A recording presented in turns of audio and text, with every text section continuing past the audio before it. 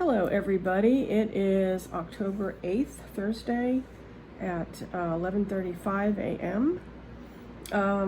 I'm here, this is Georgia, I'm here to do a video and a podcast. I'm recording them both at the same time. I wanted to take an astrological look at Coney Barrett, Donald Trump's nominee for the Supreme Court. And I don't have her birth time, so there's some stuff we can't really tell, but there is a lot that can be told from what we have.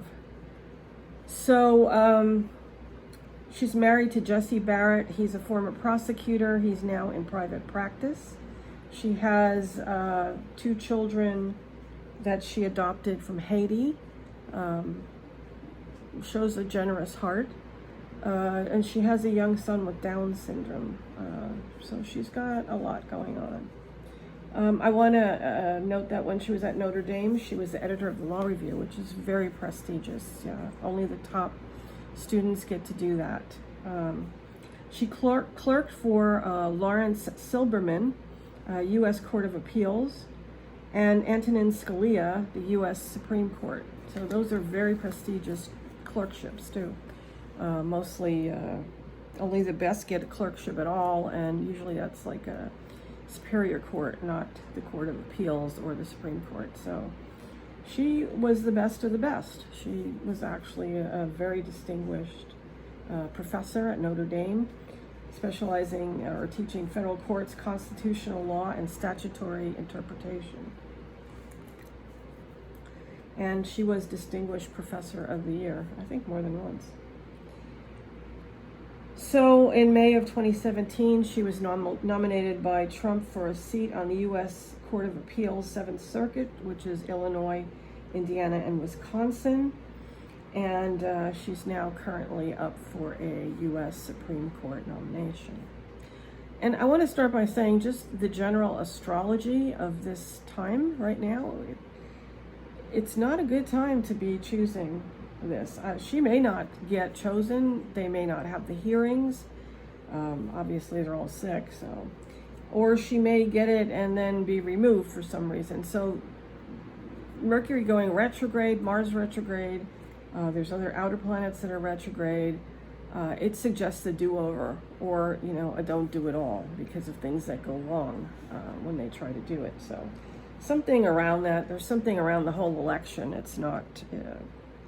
It's just not all going to be black and white.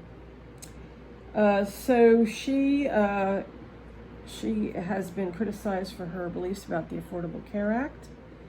Particularly does not think that contraceptives should be forced to provide employees by their employers. She believes that is a grave violation of religious freedom. And she believes that family is founded on indissoluble commitment of a man and a woman.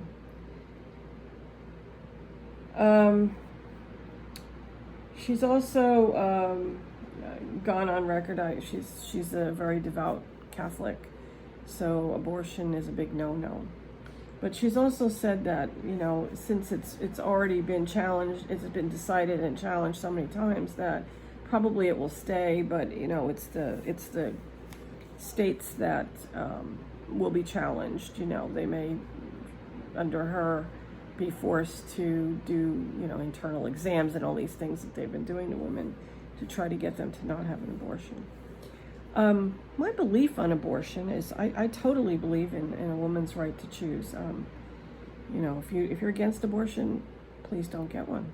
I would never want you to go against your belief system.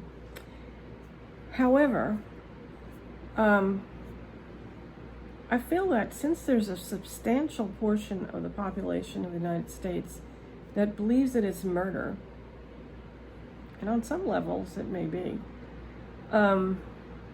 we need to reach some kind of a compromise that at least takes in these people's belief systems in some way, like limiting abortion to, the first trimester or I don't know. There's got to be a compromise. I also believe that it needs to be a constitutional amendment because it will keep getting challenged. You know, there's always going to be people challenging it. And her belief on stare decisis, which is a legal term that means that the courts must follow the precedent. So, like, if Roe v. Wade is the precedent, that was the case that was decided by the Supreme Court. She believes that can be taken down.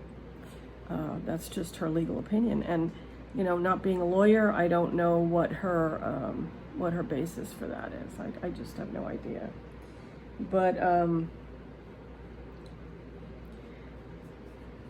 obviously, if she does get in, there's going to be a big battle over it.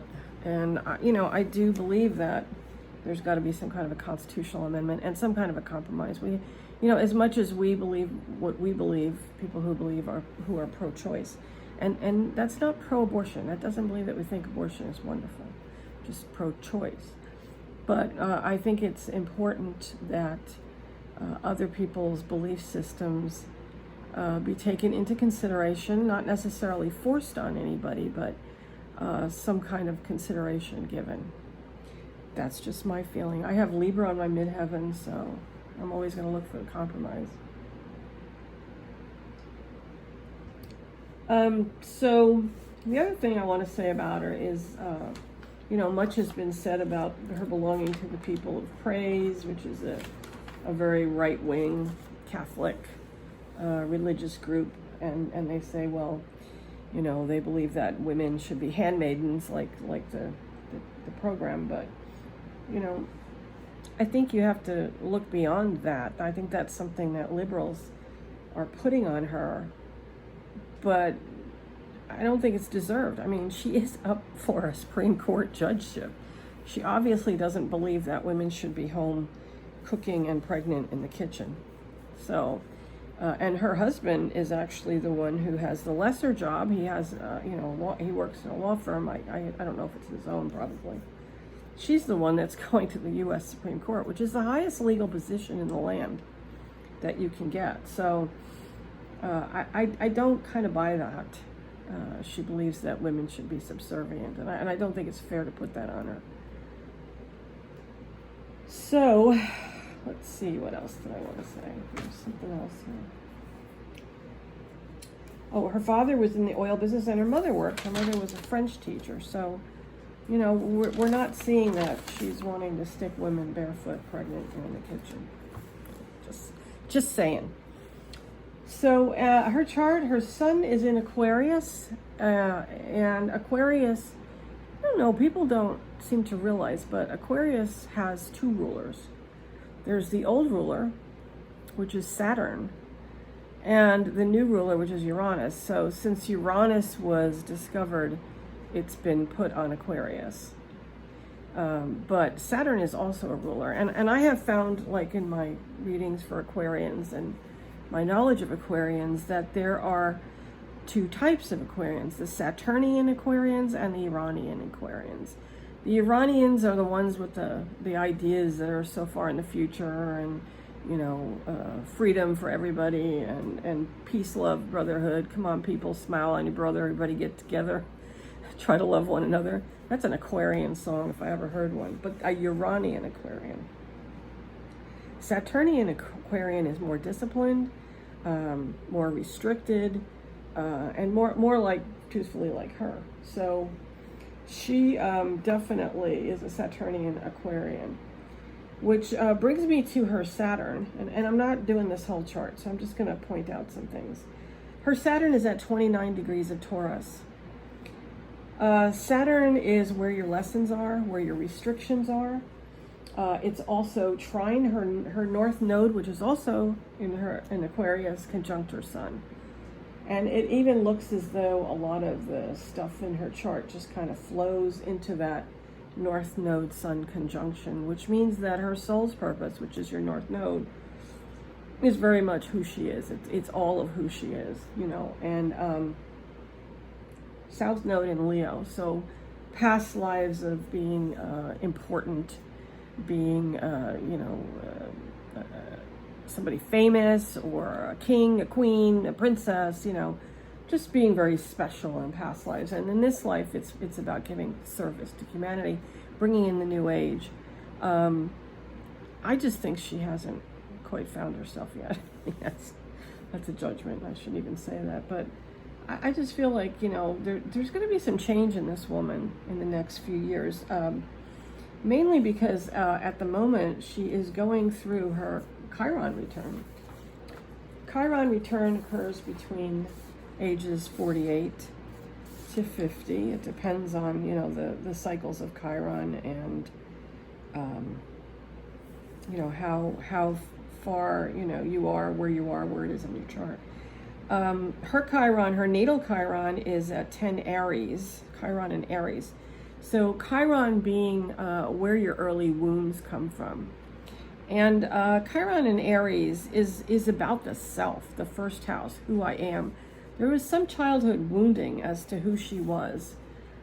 She was brought up a certain way in a very strict religious home, and this did wound her in some way. So, but as Chiron goes around and comes back at approximately age 49, 50, it's a time for healing, and it's a time to become more spiritual, to move forward on your spiritual path. So her Chiron is at 10 Aries, and transiting Chiron, which is in retrograde right now, is at 6 Aries. So it's going backwards, and then it's going to come back forward again. So she's going to have her Chiron like an exact return, in the next year. It'll be coming.